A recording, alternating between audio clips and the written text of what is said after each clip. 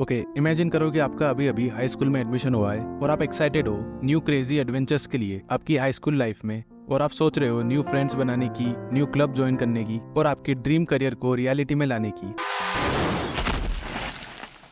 लेकिन आपके first day पे ये होता है और आप 1 वीक के लिए हॉस्पिटलाइज हो जाते हो। ऐसा ही कुछ होता है हिकिगाया के साथ में। My youth romantic comedy is wrong as I expected, जिसका एक और नाम है वो है ओरेगाइरू। अगर आप ये वीडियो देख रहे हो तो मैं इमेजिन कर रहा हूँ कि आपने ये एनीमे पहले से देखा हुआ है, और अगर आपने अब तक नहीं देखा तो ये वीडियो एंड होने के बाद आप इसे जाके जरूर देखोगे। ओरेगाइरू के अंदर हम देखते हैं सोबू हाई स्कूल के सर्विस क्लब्स के इवेंट्स को हिकिगाया हाचीमान के पर्सपेक्टिव से, जो कि एक नार्सिसिस्टिक और लोनर पर्सनैलिटी है और उसकी लाइफ के कुछ प्रीवियस एक्सपीरियंस के कारण वो सोशलाइजिंग में बिलीव नहीं करता and he don't give a fuck about anyone. और उसी की हरकतें देखने के बाद हाचीमान की टीचर, जो कि ये हिरासका, उसे ऑर्डर देती है कि तू सर्विस क्लब को ज्वाइन कर, जहाँ पे हिकिगाया मिलता है युकिनो से, जो एक कोल्ड और इंटेलिजेंट गर्ल है। और वो मिलते ही हिकिगाया का मजाक उड़ाना स्टार्ट कर देती है। और थर्ड कैरेक्टर है यूही गाहामा यूई, जो कि एक एक्सट्रोवर्ट और हैप्पी गर्ल है, जो भले ही किसी चीज में कुछ स्पेशलिटी नहीं रखती है, लेकिन उसकी पर्सनैलिटी काफी ज्यादा चार्मिंग है। और पूरे तीनों सीजन में हम मेनली इन्हीं कैरेक्टर्स को फॉलो करते हैं। इस रोमांटिक कॉमेडी की शुरुआत में हम अधिकतर एक ही चीज देखते हैं, ये तीनों सर्विस क्लब के थ्रू लोगों की हेल्प करते हैं, जैसे कि जाय मोकुजा,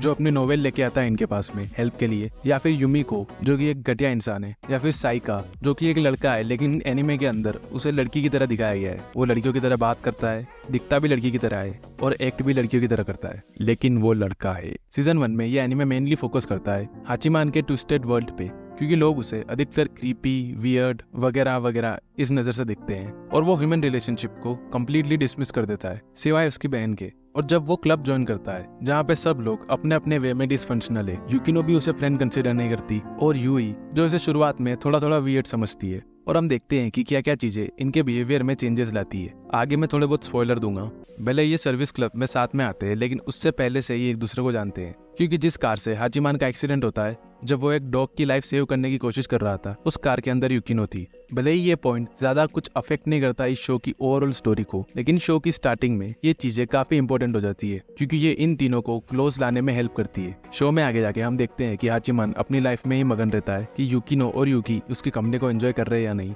युकिनो अपना काम करती है as a member of service club, और उसे फर्क नहीं पड़ता कि दूसरे उसके बारे में क्या सोचते हैं, चाहे वो उसकी सिस्टर ही क्यों ना हो। और युगी, जो कि वो मोमेंट्स एंजॉय करने लगती है जो उसने युकिनो और हाचीमान के साथ बिताए थे। और शो में आगे जाके जो जो सर्विस क्लब में हेल्प के लिए रिक्वेस्ट आती है उनको फुलफिल करने के लिए युकिनो और हाचीमान कई ऐसी चीजें करते हैं जो थोड़ी बहुत क्वेश्चनेबल है और कम्प्लीटली राइट नहीं है। जहाँ हम देखते हैं हाचीमान को एंड रिजल्ट का कुछ फर्क नहीं पड़ता, लेकिन युकिनो उस चीज पे काफी ध्यान देती है, और इस चीज का पता हाचीमान को बाद में जाके लगता है। और सीजन 1 में हम मेनली देखते हैं कि भले ही ये तीनों कितना भी एक दूसरे से डिसएग्री करे, या फिर इन तीनों के डिफरेंट पर्सपेक्टिव्स है चीजों को लेके, एंड में जाके ये तीनों साथ में आ जाते हैं, भले ही कुछ भी हुआ हो उस क्लब के अंदर। लेकिन जब सीजन 2 स्टार्ट होता है, उसके शुरुआत के ही 2-3 एपिसोड्स में जो जो हमें लगता है कि हम इन लोगों के बारे में जानते हैं, वो सारी चीजों पे क्वेश्चन मार्क लग जाता है। हम देखते हैं हाचीमान को, जो कि अनकन्वेंशनल वे में चीजों को रिजॉल्व करता है, और वो खुद को ऐसी सिचुएशन में डालता है जो उसे गलत पोर्ट्रे करती है। और उसकी ये सिचुएशन देख के यूई और युकिनो को भी काफी अफेक्ट होता है, क्योंकि ये तीनों क्लोज हो जाते हैं इतने टाइम के बाद में, भले ही एक दूसरे को दिखाते नहीं है ये चीज। सीजन 1 के अंदर हम देखते हैं कि ये एक टिपिकल हाई स्कूल ड्रामा है, जहाँ पे जो मेन प्रोटैगनिस्ट है उनकी डायनामिक्स काफी अलग है और वो इंटरेस्टिंग है।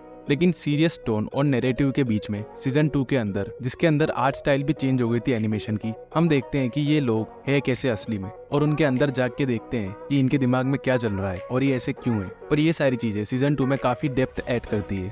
हाचीमान को देखने पे लगता है कि ये एक नार्सिसिस्टिक बंदा है जिसको दूसरे लोगों से फर्क नहीं पड़ता, लेकिन आप में से कितने लोगों ने ये चीज सोची है कि शायद ये उसका डिफेंस मैकेनिज्म है कि हाचीमान के इतना सोशली इनेप्ट होने का कारण क्या है। तो आपको पता चलेगा कि हाचीमान ने अपनी अर्ली लाइफ में काफी चीजें देखी है जिसके कारण आज वो ऐसा है। उसका वुमेन के साथ में अर्ली इंटरेक्शन भी काफी ज्यादा खराब था। इतनी चीजें देखने के बाद हाचीमान डिसाइड करता है कि वो लोनर रह लेगा, इसके बजाय किसी और के मुद्दे में अपनी नाक अड़ाएगा, और उसे फर्क पड़ता है सिर्फ अपनी छोटी बहन से, जो कि उसे ट्रूली अंडरस्टैंड करती है। और यही चीजें हम युकिनो के बारे में भी कह सकते हैं, जिसे अपनी ग्रेट बड़ी बहन की शैडो के नीचे रहना पड़ता है। एनीमे में आगे जाके हम देखते हैं कि युकिनो और हाचीमान भले ही शुरुआत में एक दूसरे को ट्रोल करते थे और एक दूसरे का मजाक बनाते थे, युकिनो हाचीमान के आगे अपने मन की बात करती है और ये रिक्वेस्ट रखती है,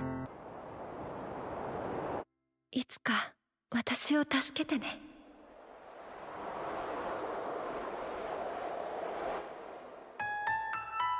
और और ये चीज दिखाती है कि भले ही ये दोनों कितना आपस में लड़े, यूकिनो हाचिमान पे ट्रस्ट करती है। और फिर इन तीनों की लाइफ में आती है हारुनो, जो कि यूकिनो की बड़ी बहन है, और वो इन्हें एक चीज सिखाने की कोशिश करती है कि प्रिटेंड करना बंद कर दो और आप जो हो वो बन के रहो। और ये करते वक्त भले ही हारुनो थोड़ी एंटेगनिस्टिक दिखेगी और थोड़ी विलन दिखेगी, लेकिन उसके इंटेंशंस काफी अच्छे हैं इन तीनों को लेके। अगर आप सोच रहे हो कि मैंने अब तक इसमें यूवी को ज्यादा मेंशन क्यों नहीं किया है, उसका रीजन है यूवी को एक्सप्लेन करना सिंपल नहीं है। इस एनिमे के बारे में मेरे पास कहने को बहुत कुछ है। अगर आप चाहते हो कि मैं इस पे एक और डिटेल्ड वीडियो बनाऊं तो कमेंट में मुझे बताओ। और इस वीडियो का टारगेट है 1000 लाइक, तो प्लीज लाइक करो और सब्सक्राइब करो। Thank you.